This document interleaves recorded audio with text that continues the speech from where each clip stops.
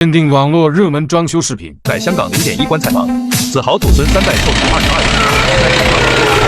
人。子豪满心欢喜的手被翻过来，打开门一看，连一只脚都放不下，吓得子豪赶紧回来找二舅妈想办法。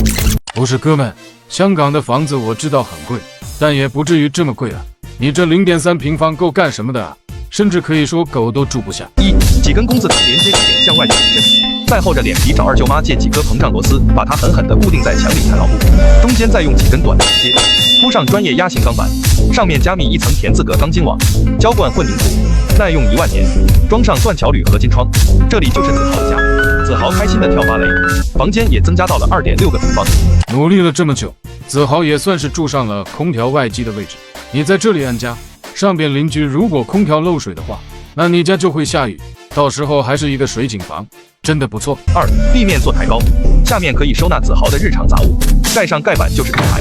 二表哥家搬个床垫就是床，靠墙贴软包睡觉才舒服，靠窗做挡板睡觉更安全。打开就能当学习桌使用。子豪寒窗苦读，清华北大直接上，饿了还能在这吃个满汉全席，收起来也不占地方。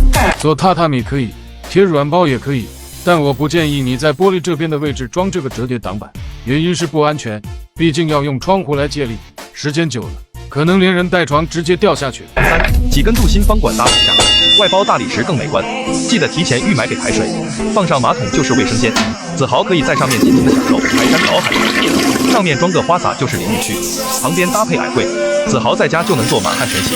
下面还能放个洗烘一体机，旁边记得要装挡水条，防止水流下来，做个折叠门隐藏更美观。你这根本就不是做挡水条的问题，而是在这么小的房间里面上厕所、洗澡和做饭根本就不现实。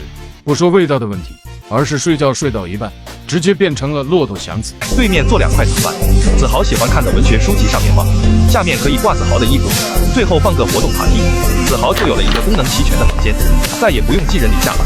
需要的功能也应有尽有，实用颜值高。有这种条件了，看文学书的习惯是不是可以先放一放？还有就是你这一系列的违建，真的不会被物业给抓走审判吗？所以大家千万不要学好。